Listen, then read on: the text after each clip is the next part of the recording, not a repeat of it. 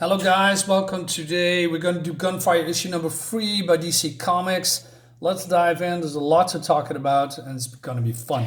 So skipping a few pages. It seems that the news has caught up with all of the things that happen at Van Horn's industry, and they are, so we see the replay of what happens, and they think that Gunfire is more like a protector of the Van Horn industry against a terrorist group called Oblivion Front. And then we switch to the police, and the police saying that it's all bollocks. But they also have examined the bodies that were, being killed at the Van Horn Industries site. And they say that, we don't know who killed them, probably that Ricochet guy, and it seems that the tissue of the corpses was burned by radiation or maybe laser beams, and there was no entrance or exit wounds like it's been caused by high-powered ammo. Well, we know that gunfire can, shoot projectiles without projectiles really. I mean, we know his power set now. So they suspect that Gunfire is probably the killer, and they have to, search for who it is and try to find out his identity. Meanwhile, we go to a hotel, and we see our hero Andrew Van Horn has been sleeping, and he's been, how do you say? Somebody's tried to wake him up, and he says, "Oh no, just a couple of minutes, Mom." And it seems that it's Monica. Monica is his chauffeur, and probably she has other skills as well. And she says, "I may be a lot of things, Mr. Van Horn, but your mother is definitely not one of them. Otherwise, what we did last night would be illegal." So she implies these two, she had sex with him. And I really like Monica, although she's not really much in the comics. She has a very, uplifting spirit, or a free spirit, if you will. I like her a lot. And Andrew's still sleepy. He says, "What is that beeping sound?" And it seems that Ben is trying to call him for a while. And then Ben says, "Hey, I just wanted to let you know that the rest of the shipment from the experimental weapon vault has finally arrived. And it's waiting for your inspection and final decision what to do with it." I also love the fact that she's blowing him a kiss. Then we are skipping to a guy called, what's his name? What am I forgetting? Well, this guy, and it seems that this guy with the armor is being angry that he's screaming about his weapons. It seems that he says, "I supplied Van Horn with the development with the money to develop the weapons, and I want to have them, even if I have to collect them myself." And then this guy, I'm not sure who he is, said, "Is this the right thing to do? I mean, you are probably not a good idea." So he's probably the leader, and he's a henchman or something like that. And then he grabs him, and then he's using stuff. Oh yeah, his name is the Purge. I'm just not sure why I forget that. So we see the origin of the Purge, and it seems that he was in Venice as an enforcer. He was, as you can see, shooting people, and there was some kind of a territorial dispute. He's got shot. He fell into the water of the very unclean water of Venice, and it seems that the trauma activated his meta gene. So yeah, he is now has superpowers, but he cannot control him. So he goes to a doctor that tried to examine him. The doctor explains to him that he somehow absorbs the substances of bodies of others. The problem is that he cannot expel that from his system, whatever he is absorbing, and the resulting impurities is slowly killing him. So he also killed the doctor. As you can see, something is happening here. So he talks more. So he goes to Gunther Van Horn. That was the dad, who's now dead, of Andrew Van Horn, Gunfire. And Purge thinks that he can help him, so he went there. Van Horn did experiments on him to control it, but it doesn't really matter. Well, not really matter, but it's harder than they thought. But Van Horn is not really a nice guy, so he developed weapons based on the information that he got from researching the Purge. And that ultimately leads to the creation of the CDI, the cellular integrator? Integrator, isn't that disintegrator? Okay, so, and I like that revelation, because I thought, well, Van Horn was just some kind of a weapon inventor, but it seems that he stole the information and used it on different weapons, and he stole it from the person who has actually that power. We also see here that he is now white, and he's changing color, and so he is, this poor guy is absorbing, well, he's gonna die, he's gonna be a puddle of flesh, I guess. Purge's not happy with all what is happening now that Van Horn is dead and that his son, taking over the business. Basically, he wants his, Van Horn owes him a lot of money. He wants to have that weapons because it's actually his DNA that is in his weapon. And yeah, that's a nice twist, and I like that. What is also fun is that a couple of henchmen is coming in, and they are not happy that Purge killed the person that pays them their money, and they attack him. And I think that's very unusual, because normally we don't see henchmen defending their bosses, but they do that in here, and I like that. So they're shooting at him. What I also like is that there's much more to the Purge than we initially thought, because as you can see, he has armor, so we think, well, he's just, I don't know, like Titanium Man or like Iron Man, or an armored villain. But that's not really the case. His powers comes from the things that he is absorbing, and his suit transforms that whatever he needs to return the favor. In this case, I don't know, darts or sharp glass or whatever it is, and he kills them. And it seems that this suit can do way much more, as we're going to see later. Meanwhile, Andrew and Ben are on the construction site, and they're being spied on by the police. And they are going to bury the experimental weapon project called Purge. Well, they don't know who Purge is, but that's the project's name.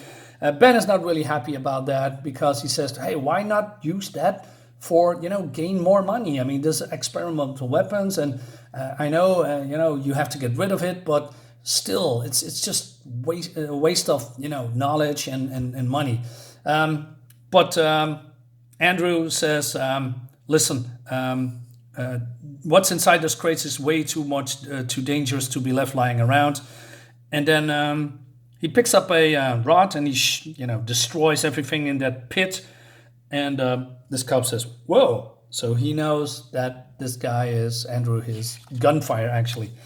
Yvette, looking from the van, seeing that they are being spied on, and he is or she is contacting Andrew and says, hey, maybe you should turn into gunfire, because these people are out there, they are doing weird stuff.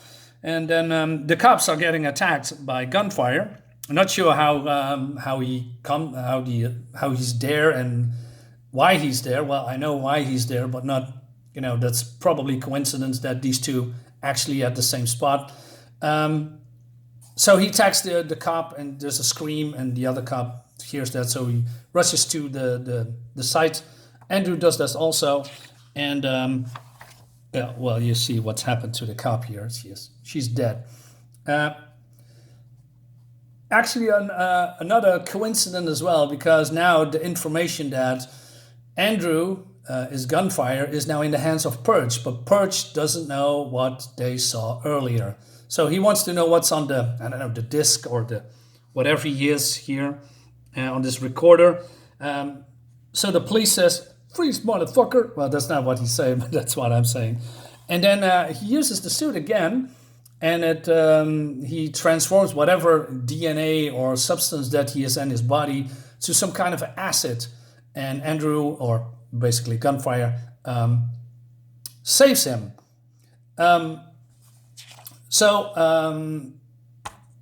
Purge is not prepared for that, so he escapes, and then the cop is being treated later by other police and the ambulance.